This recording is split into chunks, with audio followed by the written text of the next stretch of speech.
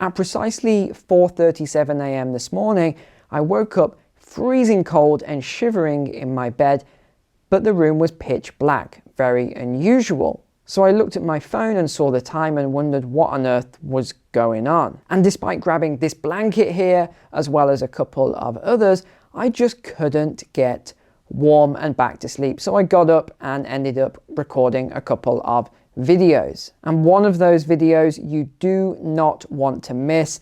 It will be coming out on Monday. If you like conspiracy theories, then you are going to love that video. It has taken me months, probably 4 to 5 months of work, so definitely don't miss that video on Monday. But joking aside then, the other reason I couldn't sleep after that experience this morning was because my mind was racing, as it does all the time, with thoughts and ideas and concepts and future pacing, just thinking about all of these energy crises and warnings that we keep getting. And you'll remember a month or two ago, I talked about how there was already energy rationing in certain countries.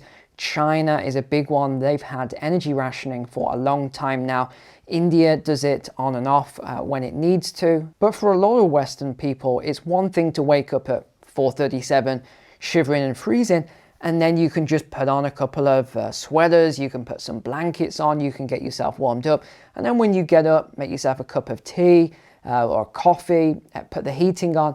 These are the solutions to such a problem. But imagine then that some of the articles that are coming out today actually come true. And that is that we're about to start seeing some energy rationing in Europe. Now, this will come as no surprise to you. I made a video just a few weeks back on this, talking about why I thought that Russia could, in response to the sanctions, actually sanction back to the West and Europe by cutting off the energy. Or what they're actually doing is requesting payment in rubles now. And I just want to show you something on the shared screen here actually. If you recall, I talked about why the sanctions wouldn't work against Russia, but of course everyone was celebrating these sanctions and how the ruble was being destroyed. It was all over mainstream media that the ruble had been destroyed and the people were suffering, and this was a great thing because they put pressure on the leaders. I said at the time none of this would happen, and of course it hasn't happened. Actually, what's happened is this. Now this is serious. This is the ruble to the euro, pretty consistent, and then it's just dropped off a cliff when the sanctions began. Well, look what's happened now. The ruble is strengthening. It's getting stronger and stronger every day. What about against the British pound then? Same situation. It is getting stronger. It's actually recovered now to where it was beforehand, and is even stronger than it was beforehand. US dollar then, you can see where it dropped off just here. It's already past that peak as well, and it looks to be strengthening. So actually the sanctions have somewhat backfired now, as the ruble is strengthening, as well as the Chinese yuan, as well as the BRICS nations, as well as India and Iran and all these other nations now actually strengthening around Russia and making all these deals in a currency outside of the US dollar. Now this is the problem. Now that all of these nations are, and the thing is, people said, well, it doesn't matter if they do this. You know, they said this prior to. It doesn't matter if they do, because they're so small that what sort of impact can they make? And again, this is a mistake that a lot of military strategists used to make in the day, where they would say, there's, all these little groups here, these little tribes, they're no big deal. Yeah, they're no big deal until they all come together and then take you on head on. That's when it becomes an issue. So what's happening now then is a lot of countries have seen what has happened, the West, and what they did with Russia, with the sanctions. And these countries are saying, okay, I need to be careful because now I know that US treasuries can be weaponized. I know that other central banks can weaponize the monetary supply. So it's of no, big surprise to me that these nations have started to come together. Now you'll remember on that previous video, I talked about how Russia could weaponize energy and natural gas in particular. So I just want to take you against the shared screen a moment and show you what's actually going on. So this is a BBC article. Germany and Austria take step towards gas rationing. So this just came out yesterday. And this is in response to Russia. Again, we talked about this last week, demanding unfriendly countries pay for its gas in rubles or cryptocurrencies. Now, here's the crazy part of this.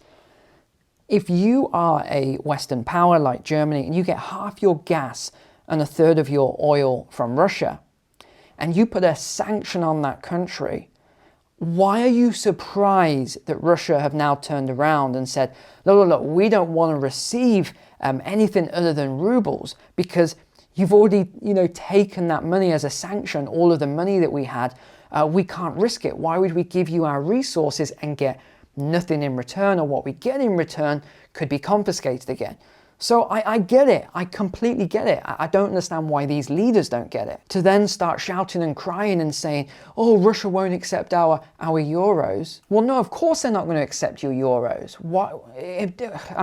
Neighboring Austria relies on Russia much more for gas, with the country getting 80% from Russia. 80%. Now look at this. What other countries get their gas from Russia? France, 20%. Bulgaria, 90%. Poland, 50%. Greece, 40%. Italy, 40%. The Netherlands, 15 to 20%. And Britain, surprisingly, only gets about 3% of their gas from Russia. Now, this is an article from DW.com, and they are absolutely right. Any form of gas rationing would cripple the German economy. It would create shutdowns, it would create mass unemployment, there would be issues with homes trying to heat their homes. I'm pretty sure a large amount of them use natural gas. And how long will it take, you ask, to get off Russian gas? 2 years. 2 years. Germany is unlikely to find enough alternative sources until mid-2024. And like a lot of European nations, did they fill up their gas storage facilities? No, they didn't. They're only about 25% capacity. You see, this is one of the issues with governments. They're very reactive. They're not proactive. You see, what they should have done was filled up all their cylinders when the gas was cheap, not wait until now and then decide they're going to fill everything up. Okay, here's an article from The Guardian. Half of Germany's 41.5 million households are heated by natural gas, while industrial users accounted for a third of the 100 billion cubic meters of national demand in 2021. Look, guys, let's just be honest here. Germany, Austria, a lot of Europe is in big trouble, and there's going to be a lot of pain coming down the line. And as I mentioned, Monday's video that's coming out will explain just how painful all of this is going to be, and it's going to get a lot worse. This isn't just going to affect Europe, this is going to affect most countries around the world. Now, the main benefit that the USA's got right now is you might pay, say, $5 for a unit of gas versus Germany's paying something like $35 for that same unit of gas right now. In fact, this fuel issue is so bad that the USA is actually shipping diesel fuel to Germany right now as we speak. It's on the water. And this isn't just affecting gas. This is affecting